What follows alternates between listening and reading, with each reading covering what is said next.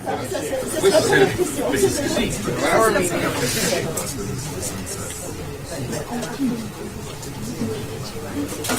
getting close to full, so filling seats in the middle. Defragmentation would be nice. Just in case people come in late, we can direct them to a seat instead of having to stand. Everybody would just shift over a little bit to your left. Yeah, that way. Because we let people off the aisle so they don't have to cross the speaker. Thank you. All right, so I am going to introduce our next speaker. My friend Eileen Evans is Vice President and Deputy General Counsel at Hewlett-Packard, in charge of cloud computing and open source. And before she went to Hewlett-Packard, she was, well, I guess not immediately before, but for many years she was at Sun Microsystems, where she had a lot of experience in Sun's involvement in open source software. And she's going to talk about licensing models and building an open source community. Thank you, Richard. Appreciate that. So my role at HP is a little bit unique in the sense that I lead our open source program office. We don't silent on our microphones. I'll speak up. Okay, thank you for letting me know. And continue if you let me know if I don't project well enough. Can you hear me now? Okay. I'll try to speak louder. Okay. So my role at HP is a bit unique in the sense that I lead our open source program office, which entails like compliance and our external outreach and community engagement, as well as leading legal support for open source matters. I also lead legal support for cloud, but in terms of open source, my role is a bit unique within the company. And before, I've been leading open source now at HP for a couple of years, and I've been with HP for 3 years. About 6 months after coming into HP, I had an opportunity to transfer into the business and do a business role for 6 months. And that role presented itself in the cloud organization. And it was at that point in time when HP was deciding to go with OpenStack as its cloud offering. So I had the opportunity to participate in that decision-making process and then transfer over to the business to do a 6-month rotation into the business to really help drive the community engagement and drive our participation in OpenStack. And for me, it was a great learning experience because prior to that, my role at Sun was in the legal department. And so I had really looked at open source before that, primarily from a legal lens. And I'd been with Sun for nearly 12 years and had a great experience there working with all kinds of open source projects from Java to OpenOffice to Open Solaris, across the gamut, MySQL. So it was a great experience, but I'd always sort of looked at things from a legal lens. So for me, transferring into the business, I think gave me a new perspective on, and definitely broadened my horizons for the way that I look at open source and the way that I engage with communities. So for me, it was a great learning experience and helped prepare me, I think, for the role when I had the opportunity to take over and lead the open source program office. So the topic today I'm going to discuss really is around licensing models and building communities. So it's kind of tying those two areas of my experience together. And I'm going to try to keep the presentation part fairly short because I actually do want to solicit input from you guys, so heads up. So from an agenda perspective, I'm going to talk through sort of what I think at a very simplistic level what you need to build a vibrant and successful open source community. And then talk about the open source license and what role that plays in building a community. And then I want to kind of look at the lens of the landscape, and I know this is something that Bradley spoke about earlier, really sort of looking at the permissive license and how we're starting to see more projects as permissively licensed projects and see what impact that has and how that's shaping out. And then also I want to solicit input about what your thoughts are in terms of sort of why that's happening as well as the potential impact of that longer term. So at a very simplistic level, I believe there's 3 critical components to build a successful and vibrant open source community. First and foremost, I think you need a great technology. I also believe you need sound governance structure. And that's something we spoke about yesterday in the panel, the governance piece of it.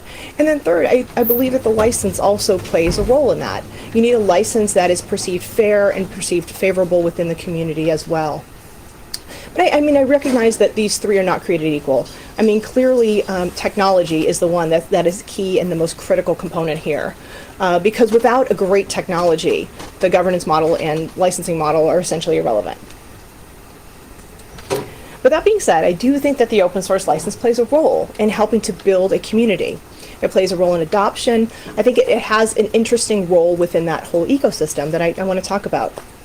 And so for the purposes of this discussion, and I'm going to tee it up, and I realize I'm going to grossly oversimplify licensing models. And I'm going to grossly oversimplify them to all open source licenses are either copyleft or permissive. And by copyleft, I mean you have a contractual obligation to contribute modifications back to the community. And in permissive, you don't have that contractual obligation. So I realize it's a gross oversimplification, but just bear with me as we talk through this, because I do want to get some good feedback out of this. So that being said, can a permissive license be used to build an open source community? The interesting thing is I was grappling with this question about 10 years ago when I was at Sun Microsystems. I had the opportunity to help lead our efforts in open sourcing Solaris. And Solaris was Sun's operating system, and it was a really key and critical piece of technology for Sun. And at the time when I was grappling with this, I mean, one of the business things that we wanted to accomplish there is we wanted to build an open source community around it. So that was one of the objectives in open sourcing. It was to build this community. So we recognized that the licensing model would play a role in that. And at the time, I was really struggling with this question, and I spoke with a number of open source luminaries, I spoke with other lawyers, I looked at what was happening in the community, and I came to the conclusion at that point in time, 10 years ago, that you could not use a permissive license to build a community.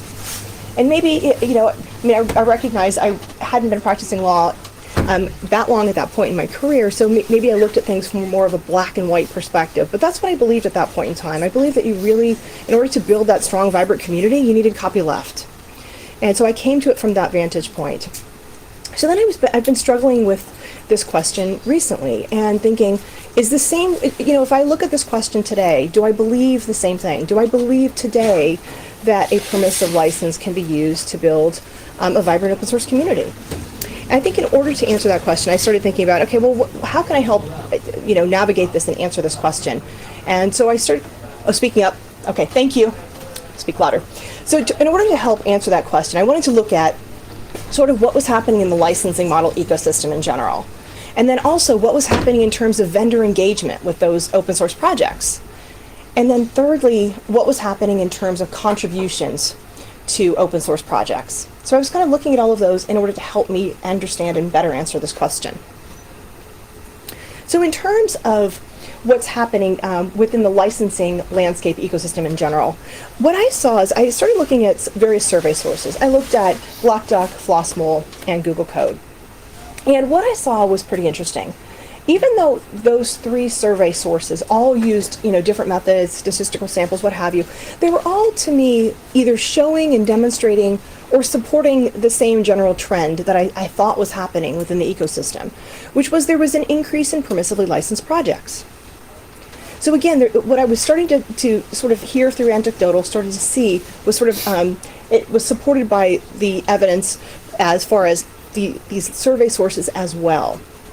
Now, I recognize that this is not to say the GPL is going away anytime soon, because it's still, in terms of absolute numbers, it's by far the clear winner. However, I did find it an interesting trend. And so I thought, let me dig a little bit deeper and find out, what else I can glean from this in order to try to help answer these kinds of questions. So in terms of, this was Aaron Williamson showed this at a recent Linux event, and I found this interesting as well because get on the GitHub part of what are these projects, and again it's sort of demonstrating that we're having more and more permissive licenses out there, and there's sort of this increase in that. Yes. How do these figures account for forking? Can I see the questions for the end? Okay, thank you. Thanks. And the next thing I started looking at was vendor engagement with these open source projects. Because, and again, these statistical samples aren't great, but I was looking at 451 group and trying to just, again, grasp a better understanding of what was happening in this ecosystem. And what I saw was, there's this gradual shift in strong copyleft in terms of vendor engagement with these projects. Gradual shift up until around 2006. 2006, 2007, we start to see a pretty sharp decline in the hard copyleft licenses in terms of vendor engagement. And around the same time period, this 2006-2007 time period, we start to see a more significant increase in terms of permissive licenses, in terms of vendor engagement with these projects. What's the Oh, it's hard to read these. This is over here, number of vendors, and then those are the years. Sorry, apologize, small graphics. expressed one of these preferences? Yes, in terms of, yes, preferences in terms of participating with projects. Yes, exactly. So what do the vendors prefer to engage with? What kind of projects? Yeah, thank you. And a small font, so from the back, I apologize. And then the third thing I looked at was contributions. Contributions in terms of how are developers and companies contributing to these projects. And for the contribution piece, I looked at a very small sample. I was trying to look at some of these similarly situated projects that are new open source projects. So what I looked at in this case was 3 cloud projects, similarly situated cloud projects, all open source. I looked at OpenStack, CloudStack, and Eucalyptus. So OpenStack and CloudStack, both permissively licensed. Eucalyptus copyleft. A caveat and footnote is CloudStack actually changed its licensing model in 2012 from a copyleft model to a permissive model. And so as I was kind of digging around that, I also found some interesting statistics around that, which were that the number of contributions and the number of contributors, particularly the number of contributors, there was a pretty significant increase in that 1.5 year period after they made the licensing model change, which kind of was contrary to what I honestly expected. So it was interesting. From that time period, it went from approximately 50 contributors to 250. So significant increase there. And then with respect to Eucalyptus, it's kind of what I would have expected 10 years ago, and it's what I expected now, which is basically that when you have a copyleft project, you do have contributors, and you do have that sense of community, and you're building that collaboration, and you're having the contributions back, and witnessed by the number of commits, etc. With Apache, the Apache 2.0 for OpenStack, this was the one I found really interesting because I'm very involved with OpenStack. I got involved with OpenStack pretty early on within HP, and I had the opportunity to help set up the OpenStack Foundation, and then I participate as a director on the OpenStack Foundation board as well. So this one I'm pretty familiar with from the technology side, but for me it was interesting to look at this from the contributor perspective, in the sense that I was, quite frankly, just somewhat amazed by the number of contributors, the number of commits and lines of code contributed here.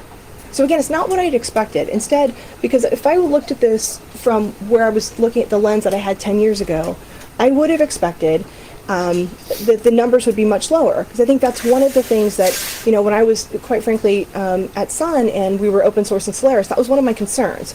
I was concerned that if we, put the code out there under a permissive license, that we wouldn't build a community, we wouldn't get the contributions back.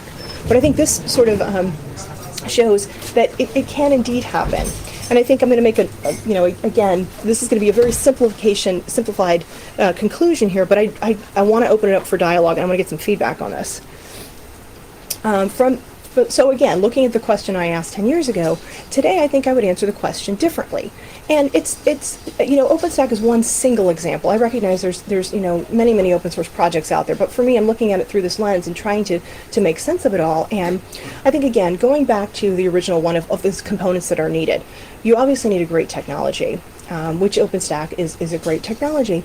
You also need sound governance structure, which I think the project, they took that very seriously and created a very sound governance structure. I think it was a sound governance structure before it was turned over to a foundation too, to be honest. I mean, I think Rackspace did a number of things right in creating a project policy board and creating that technical meritocracy around the project. But nonetheless, I think under the foundation, it is a sound governance structure with, you've got a foundation, you also have a technical committee that really does run the technical piece of the project. And then the licensing model, I think, helped drive that adoption. But nonetheless, I think permissive licenses can be used to build those kinds of projects and to drive that. So this is my last slide, but I do want to go back to a prior slide when I open it up for questions. But I think you had a question first. I'm sorry, first row? Apologize. I was just asking about the slide with the GitHub You want me to go back to numbers, that? Yeah. About how it was counting forks. Was it counting all of the forks of a particular project as one, or was it? Yeah, second? it was. I think it was doing the top level licensing. But the other thing that I remember from that survey as well, which I thought was interesting, is because a lot of the projects on GET, my understanding is initially they weren't licensed at all.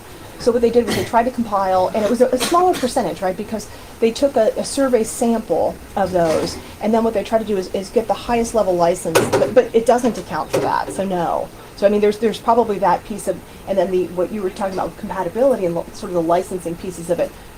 I think there's multiples of those. Richard, I think you had a comment there. I think that was taken from Aaron Williamson. It was Aaron Williamson, And yes. if that was the data that he did using FOSDEM, Yes, it was I using think someone FOSDEM, asked HP him tool. the same question Yeah. about whether this accounts for forks. And I don't recall the answer. You were at the talk as well, right? He said he did have some stuff to account for folks. Okay. That was his answer when we was asked. Oh, okay. So, okay. Great. I was just again, for me, I think it's new and it's interesting the shift. Bradley, do you have any comments in light of your talk earlier? I mean, I'd love to hear what you Well, say. so I mean, I Yeah. think that your talk sounds to me almost like you're making a defense of, yes, you can do a community with permissive licenses, which I think is accurate. I think that anybody who says you can't is in error. So I believed you couldn't 10 years ago. Yeah, I mean, you know. I think my argument would be I think copyleft builds better communities because it's a better constitution. I sort of Yeah. see it, if you want to talk about governance, I see it that a permissive license like the Articles of Confederation, and sorry to be U.S., but like the Articles of Confederation, which was a very loose thing that was abandoned by the United States in the early days, and the U.S. Constitution much more like the GPL. It's a stronger binding force to the community. That's interesting. But it is an interesting one. Yeah. Right, Yeah. because the Articles of Confederation was too loose. That's the point. It just allowed the states to do whatever they wanted, and sometimes bad things for the whole country. That's my point. Oh, somebody So, who- I guess this analogy doesn't work. Everybody's looking at me like I'm crazy. So, as a developer working Yes. in a GPL project, Yes. the people who take our project and then make their own products on it are required to publish the source, Right. perhaps on their own website or patches and things like that. They're not required to try and upstream them. Right. And the fact is that in practice, the thing that drives, in practice, the people in the core community don't go and take those patches and upstream them themselves. And the thing that draws the vendors to upstream the patches is actually having to rebase to new vendors. Right. So that was my question too, because that's what I was thinking was driving a lot of this is the technical debt. Finish what I was Yes. going to say was that in normal kind of everyday when things are going well, when things are not going wrong, functionally BSD and GPL essentially act the same. So the only difference actually happens when things kind of go to hell, and there's a big difference of opinion. Right. Then if people want to, they can actually take the patches and upstream them themselves, or not. Yeah. Right. Does that make Right. sense? That does make sense. And so let me ask you a question. Do you think a big piece of this then is because of that technical debt? Because in other words, it just makes it easier to contribute it back. And Yeah. So Okay. basically From the developer's technical perspective. debt. So it's as far as in my observation. Yeah. And people can disagree with me if you want, but in my observation, the companies that have you always have your development product, you have to do local patches because you need a product, right? Right. To be to your specifications. The thing that forces you to upstream that then is the technical debt you're basing. Okay. So it's I don't think in my project I don't think I've ever seen someone from the community take a patch set that was published by someone and upstream it themselves. It's Okay. always been the people who wrote the patch themselves upstreaming it. Okay. Because of the technical debt, Okay. also because of personal commitment to the open source way. Yes. Okay. Thank you. Yeah, I've asked myself if you could do this comparison. I mean, if there is a vendor who has money and who's going to support the open source trend and trying to benefit from it, that they are of course putting a lot of money in building up a very good project infrastructure, and this is also very attractive for developers. And I think the most developers are not really thinking of the exact license term. they are thinking more about the technology, and I think everyone has a bit different motivation. And I think when the figure of let's say project with permissive licenses is rising, then it's more related to, let's say, the money which our vendors are putting in open source technology. That's a good point too. Okay, thank you.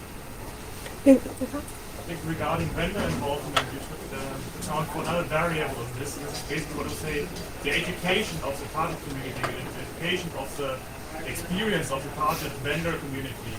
So if you look at IT, I would say many users are well educated right now. They assess open source well, and they know what the value in this is. If you look at different communities, if you look at, for example, at the industrial world where I come from, it's a bit different, and people are more conservative regarding what they do and what they reveal, what they publish. So in this area, I see the high value of copyleft licenses, that they remind at least the users, the companies who are using it, that they have to think about how to deal with this thing, how to deal with their own changes. They have to reveal it anyway, and I often receive this kind of feedback, well, we have to publish them anyway, so why not work with upstream? We have to do the work anyway, so now we can also do it with upstream. Right. So this is a kind of a reminder, basically, and this helps in this area. Okay. In other areas there, we know what to do. Great, thank you. I think that not just you said moving permissive licenses.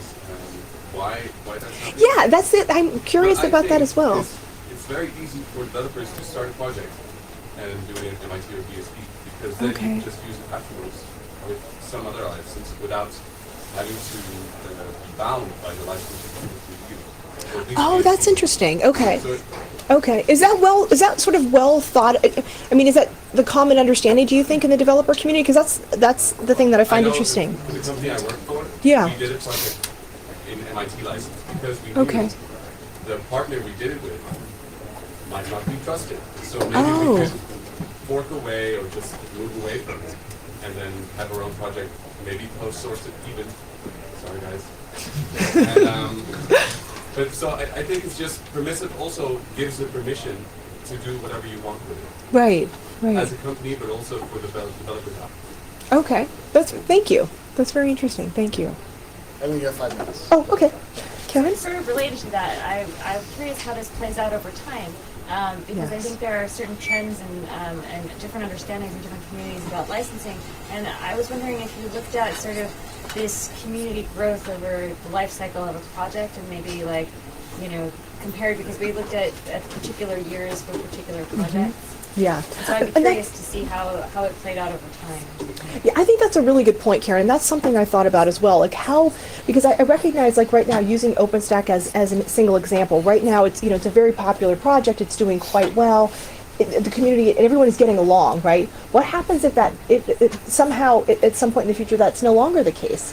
It's like then I start to think, okay, how it plays out because it's under Apache versus if they had licensed it under a different licensing model. How would that play out long term? And that's something that I'm very interested to kind of see how this all plays out. But again, I kind of look at it from the perspective of hindsight's 20/20. I wonder what we're going to see 5-10 years down the road. But it's a really great point because I've thought about that quite a bit.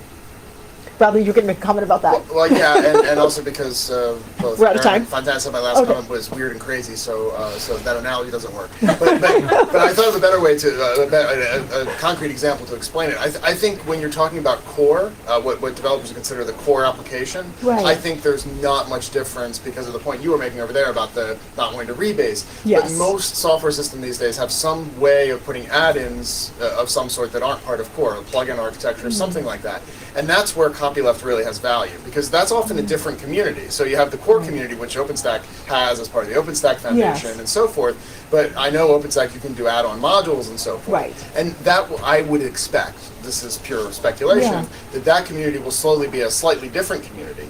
And that community will be one mostly of proprietary add-ons. Whereas if OpenStack were GPL'd, those add-ons would have to also be GPL'd.